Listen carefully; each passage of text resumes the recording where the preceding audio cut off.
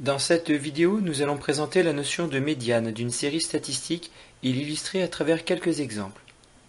Par définition, lorsque les valeurs d'une série statistique sont ordonnées, une médiane de cette série est une valeur grand M telle que au moins 50% des valeurs de la série sont inférieures ou égales à grand M et au moins 50% des valeurs de la série sont supérieures ou égales à grand M.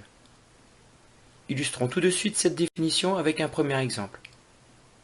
Considérons la série statistique donnant les températures moyennes de chacun des jours d'une semaine. Et commençons par ordonner ces valeurs, ce qui donne cette série-là. La série est constituée de 7 valeurs. On peut donc constituer deux paquets de 3 valeurs, les 3 plus petites d'une part et les 3 plus grandes d'autre part, et il en restera une qui sera la médiane, c'est-à-dire c'est la 4e valeur de la série ordonnée.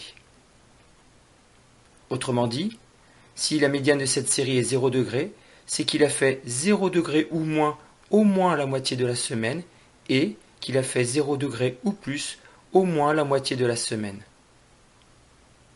On peut remarquer que compte tenu de la définition de la médiane, celle-ci n'est pas sensible à l'ajout ou au retrait de valeurs extrêmes.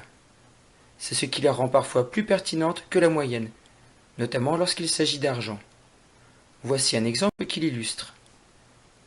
Considérons la série statistique suivante, donnant les salaires d'une entreprise. La série est ordonnée dans ce tableau effectif. Elle est constituée de 8 valeurs que l'on peut partager en deux paquets de 4 valeurs. Les 4 plus petites d'une part et les 4 plus grandes d'autre part. Une médiane de cette série est donc tout nombre compris entre la 4e et la 5e valeur de cette série ordonnée.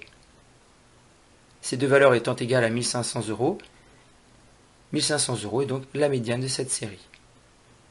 Si on calcule la moyenne des salaires, on obtient 1937,5 €. Retirons maintenant les deux valeurs extrêmes de cette série. Elle devient alors une série avec 6 valeurs égales à 1500 €. On remarque que la médiane reste bien 1500 €, alors que la moyenne tombe, elle, à 1500 €, du fait du retrait du plus haut salaire qui était bien différent des 7 autres. Voici enfin un dernier exemple.